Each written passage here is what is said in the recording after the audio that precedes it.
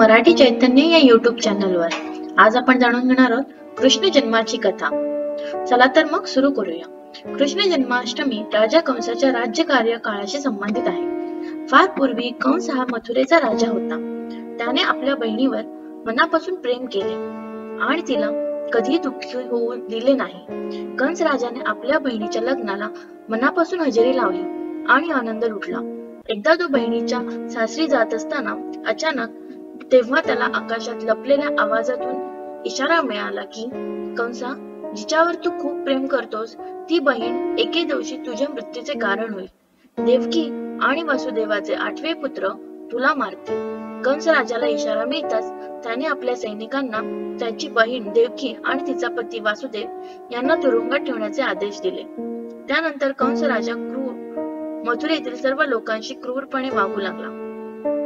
कंस राजाने घोषित केले की माझ्या मारेकऱ्याला बाहेर काढण्यासाठी मी माझ्या बहिणीच्या सर्व मुलांना ठार करेन। त्याच्या बहिणीने तिच्या पहिल्या मुलाला जन्म दिला, नंतर दुसऱ्या, तिसऱ्या आणि नंतर 7वा मुलगा होईपर्यंत कंसाने सर्व मुलांना ठार मारले।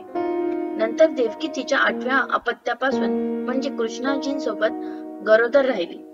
भगवान श्रीकृष्णाने द्वापार युगात श्रावण महिन्यातील अष्टमी म्हणजे 8व्या दिवशी मध्यरात्री जन्म घेतला। त्या दिवशी लोक त्याच दिवशी कृष्ण जन्माष्टमी किंवा कृष्णाष्टमी हा सण साजरा करू लागले।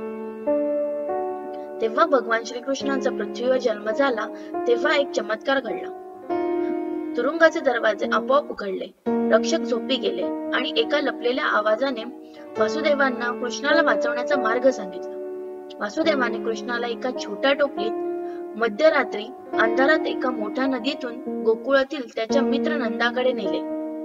एक पावसाळी रात्र वासुदेवाने नदी पार केली, जिथे शेषनागाने त्याला मदत केली।